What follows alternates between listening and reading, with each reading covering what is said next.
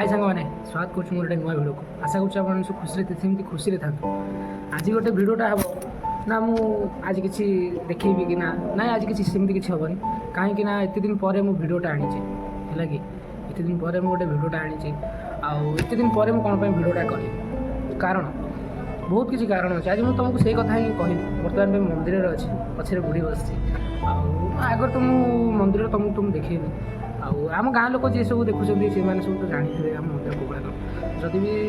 निश्चय तुमको देखेबी कहीं सन्ध्या आज दिन धुआ होता किंतु मुझे आसिया लेट करदेली आलती सरीगला आलती पर तो हेनी जाकि राति राति आलती पर धुआधुई हम मुझे तुम भिडियोटा मुझे देखेबी है कि धुआधुई हो मंदिर भर सब देखेबी प्रथम पॉइंट है जिते मो भिडियोटा स्टार्टिंग करूँ माने भिडियोटा मोर से लेवल जाऊँ जिते जहाँ जाऊ मोर जी भी लोक देखते मत बहुत भल लगुला हार्डली मोर से 250 भाया सब्सक्राइबर था एवं तो कम अच्छा मोर कटिगले जो मोर 250 भाया सब्सक्राइबर थे से समय मोर भिडियोटा मुझे अपलोड करें डेली अपलोड करें किंतु से समय कौन है ना मो बापा ब्रेन स्ट्रोक होगा ब्रेन स्ट्रोक मैंने घरे जो पड़गला ये भी पारालिसिस अच्छा केतने भिडियो कल तुम देखिए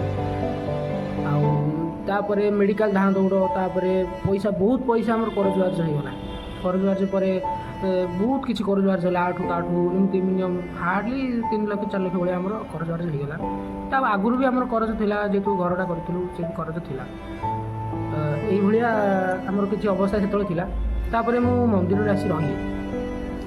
मंदिर में जगन्नाथ जी सी मो मामू को पुओ है कि मो मामू को पुओ जगन्नाथ निज नाना बेले सी भी मत सब असुविधा सुविधा आगुरी कौन सी सहयोग ही कर भाया मुझे जगन्नाथ कति रही जगन्नाथ कति रहीकि कम भी एकदम शिखी न था विश्वास करेंगे फाड़ फाड़ सब कटी काटी जाता पनिकी गति है कि से समय बहुत मानने अवस्था मोर ढिला हो जाता कितु जहाँ मत बड़ भाई हिसाब से धन्यवाद जनइबी जेहेतु जगन्नाथ मत आज गोटे कथार ना जिते तुम नुआ रोजगार कर कथा बुझ ना जड़े जड़े गोटे मालिक था तुमको भल बाट देखा आ गोटे मालिक था तुमको खराब बाट भी देखा जहाँ हो मत जगन्नाथ आज मत भल बाट देखी बर्तमान पर मो माँ सामने अच्छी जहाँ भी कही छोट कथा है कि माने से भाया समय आम करज बार्ज होगा बर्तमान पर आउ करज तो एत ना आउ रहा पैसा बाकी किसी पैसा अच्छे अल्प पैसा अच्छी धीरे धीरे करें सुझी सारे वर्षक भितर आम हार्डली 3 लाख 4 लाख भाया आम सुझी सारू से भाया माने ये असुविधा तो होगा मुझे भिडियो भी करें एपटे कम प्रेसर रहीगला तापर से मुझे माने एत भाया असुविधा मो जीवन में केवल देखी नी किंतु मंदिर को आसिले आउ गोटे नुआ कथा मु आइंस भी छाड़ी देची माने मंदिर रहा किसी दिन परठू माने गोटे मत गोटे अबागिया लगे जेहतु मो मंदिर अच्छी मुझे आइंस खाऊँ मत गोटे अबागिया लगे जी रोचे सी भी आइंस खाऊँ किंतु मत मो मन टे अलग प्रकार से मुझे आइंस खाइली आइंस भी छाड़देली एवं मुझे आइंस खाऊँ आ पूरा शाकाहारी जेहेतु माँ कते रही समस्ते जहाँ मंदिर रहा द्वारा मंदिर रही बोली आज मत समस्ते गोटे नुआ परिचय देते से परिचय है बंटू ना आई मीन मु खास कर ये मंदिरटा प्रथम हूँ कौन ना जो मत नुआ नुआ लोक सब चिन्हले जो भी जो गाँव को रोषे जाए आगुरी रोषे जाऊँ एवं रोषे जाऊँ खरा जो गरम जो भाई रोषे जाऊनी एत आगुरी रोषे जाए जो जी मत देखीदेव कहे कना यही तारी मंदिर रना है कि तो बर्तमान क्रेडिटा जाऊँगी माँ को जगन्नाथ कहीं जगन्नाथ मत शिखई जगन्नाथ है मो गुरु उपर भी आउ गोटे गुरु मो माँ है कि जेहेतु एत बड़ नाटा मत माँ देती से बहुत बहुत धन्यवाद आउ एत किसी दुख कष्ट पर माने कथा नहीं पुणी फर्म को पलैला एमती जो कहती से भाया माने मु कौन कली ना एत दिन पर भाभी भिडियो करी बोली भावुली किंतु सडनली मो फोन खराब है तो ये होता है बर्तमान पर नुआ फोन आनी तुमको देखी पारि कहीं मुझे गोटे फोन भिडियो करुँचे समय बेले तुमको देखी फोनटा कौड़ा कौन आउ बर्तमान पर मो पाखे एत भी दामी फोन ना कि आम भी एत भी चलला लोक नुह कथा बुझ ना आम से भाया माने दिन मजूरी टाइप आमर आ दिन मजूरी से वन टाइप दिन मजूरी आमर भी एत भी चलला घर नुह ना आम एत मोट पैसा खर्च कला ना सेमती किसी आम नुह है कि असुविधा सब बेल असुविधा माने सब जिनस असुविधा है कि माने माँ कते रही जब माँ कते रही प्राय तुम देखापी गले बहुत किसी दुख आड़े हो जाए अवश्य बड़ हो छोट हो कि आड़े हो जाए यहाँ तो प्रूफ पूरा माँ आगे कथा नहीं गोटे छुआ जदि ता माँ को सब ସବୁବେଳ ପାଇଁ ସେ ତାକୁ ଭଲ ପାଏ ନା, ସେ ସବୁ କିଛି କରିପାରିବ। ସେଇଭଳି ମୁଁ ବି ଜାଣିନଥିଲି କି ଏଭଳିଆ ମୋ ସହିତ ହେବ କି ମାଆଙ୍କ ହାତ ମୋ ରହିବ। ଆଜି ପୁଣି ଯଦି ମାଆଙ୍କର ଯଦି ଆଶୀର୍ବାଦ ନଥାନ୍ତା ତାହେଲେ ମୁଁ ପୁଣି ଟୋଟାଲି ଏପଟେ ଭିଡ଼ିଓ କରି କରିନଥାନ୍ତି, କିନ୍ତୁ ମାଆଙ୍କର ଆଶୀର୍ବାଦ ଅଛି ବୋଲି ପୁଣି ଆଜି ଭିଡ଼ିଓ କଲି। ହେଲା କି ଏଇଭଳିଆ ଅସୁବିଧା ଭିତରେ ବି ବାହାରିକି ଭିଡ଼ିଓ କରିବା ପାଇଁ ମୁଁ ବାଧ୍ୟ ହେଲା। ଏଇଭଳି କିଛି ଅସୁବିଧା ପାଇଁ ମୁଁ ଭିଡ଼ିଓଟା ବନ୍ଦ କରିଥିଲି, ନା କି ମୁଁ ଜାଣିଶୁଣି ନାହିଁ। ସେମିତି କରିଥିଲେ ତ ମୁଁ ତାପରେ ବି ଭିଡ଼ିଓ କରିପାରିଥାନ୍ତି, କିନ୍ତୁ ସେମିତି କିଛି ନୁହେଁ।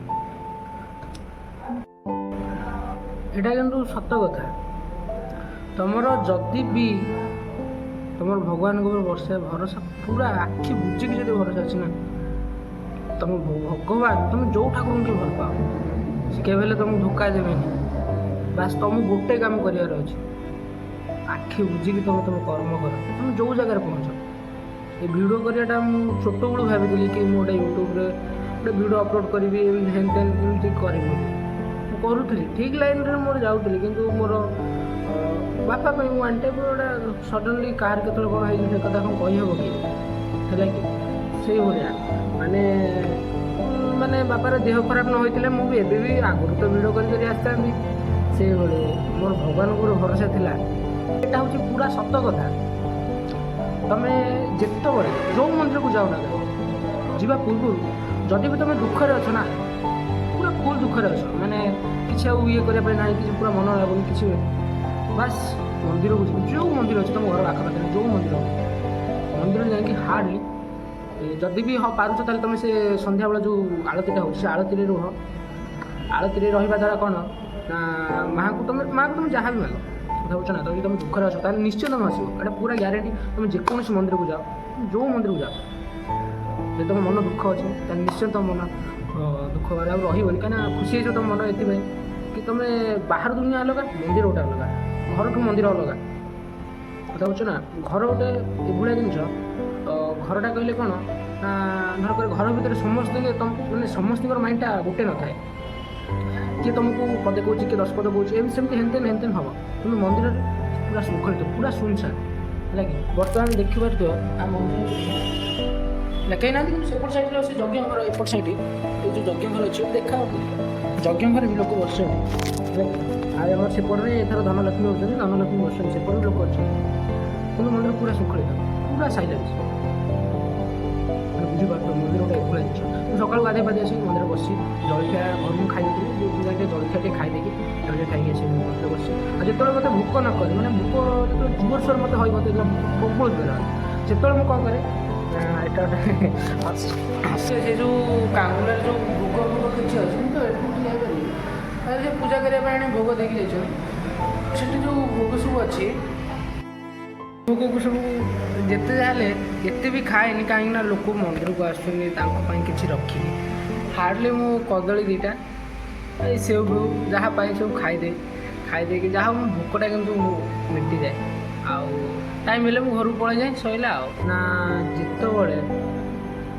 ମୁଁ ଏଭଳିଆ ଅବସ୍ଥାକୁ ପଳେଇ ଆସିଲେ,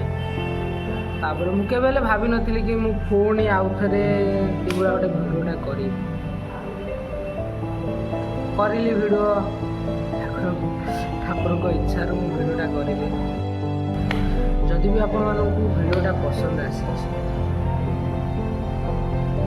ଭିଡ଼ିଓକୁ ଲାଇକ୍ କରିବ, ଚ୍ୟାନେଲକୁ ସବସ୍କ୍ରାଇବ୍ କରିବ, ହାର୍ଡ଼ଲି ଟିକେ ସେୟାର ତ ଟିକେ କରିବ ତୁମ ସାଙ୍ଗମାନଙ୍କ କତିକି। ଆଉ ଏତିକି କହି ରଖୁଛି। ଜୟ ମା ତାରିଣୀ, ଜୟ ଜଗନ୍ନାଥ। ଆଉ ଆପଣମାନଙ୍କୁ ସବୁବେଳେ ପାଇଁ ଖୁସିରେ ରହନ୍ତୁ ଆଶା କରୁଛି।